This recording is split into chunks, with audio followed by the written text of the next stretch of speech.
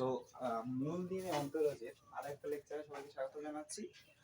আজকের আমাদের লেকচারে মিনিং হবে cos x এর মূল নিয়মে অন্তরজ। আচ্ছা, cos x কে মূল নিয়মে অন্তরজ করলে নাকি মাইনাস a sin x পাওয়া যায়। চলো দেখি মাইনাস ax sin x পাওয়া যায় কিনা।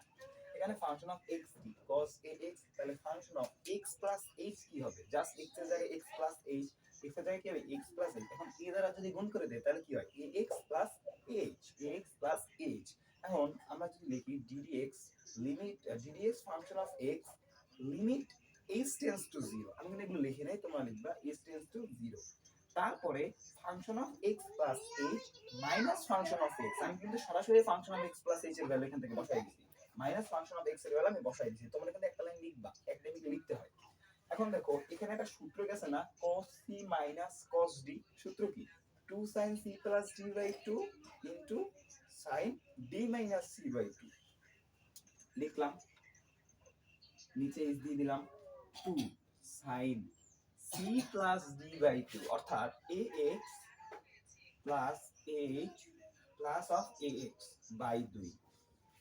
ax আর ax তাহলে কত হয় 2ax, আর h এখানে থাকলো 2 দিয়ে ভাগ দিলে কি হয় ax প্লাস ah বাই 2 দিলাম, ax plus ah by 2 into sin d minus c, অর্থাৎ ax minus ax minus ah by 2।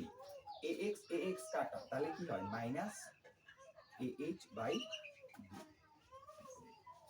এখন আমরা বুঝতে পারতেছি এখান থেকে আমাদের একটা সূত্রে ফেলানো লাগবে। এখানে যেহেতু সাইনের একটা মাইনাস আছে, এই মাইনাসটা আমরা লিমিটের আগে নিয়ে নিব, লিমিটের আগে নিয়ে নিব। আমি এখানে লিমিট দেই নাই, বাট এখানে লিমিটের আগে আমরা নিয়ে নিব। তারপর এখানে দেখো এই যে sin ah বাই 2, আমাদের এখানেও ah বাই 2 করতে হবে। তাহলে আমি এখানে যদি ah বাই 2 এখানেও দেই, তাহলে এটা ভ্যালু কিন্তু আমাদের 1 হয়ে যায়। কিন্তু আমার এখানে কি আগে থেকে ah বাই 2 ছিল? ছিল না। কি ছিল? h ছিল। তাহলে এখানে কি করতে হবে? আমি এখানে যদি 2 বাই a দিয়ে গুণ করে দিই, দেখো 2 2 কাটা a কাটা, আবার কিন্তু h থাকে। কিন্তু আমাদের আমাদের করছি না, আমাদের এই ভ্যালুটার মান হবে, এটা যদি গুণ উপরে উঠতে গেলে কি হবে ভাগ না, তাহলে এখানে থাকবে কি a বাই 2, a বাই 2। তাহলে বলো এই ফুল ভ্যালুটার মান কত হয়ে গেছে? এই এতটুকুর ভ্যালু কত হয়ে গেছে 1 হয়ে গেছে, আর একটা a বাই 2 থাকতেছে। তাহলে এতটুকু যদি মুছে দেই, এই যে এতটুকু,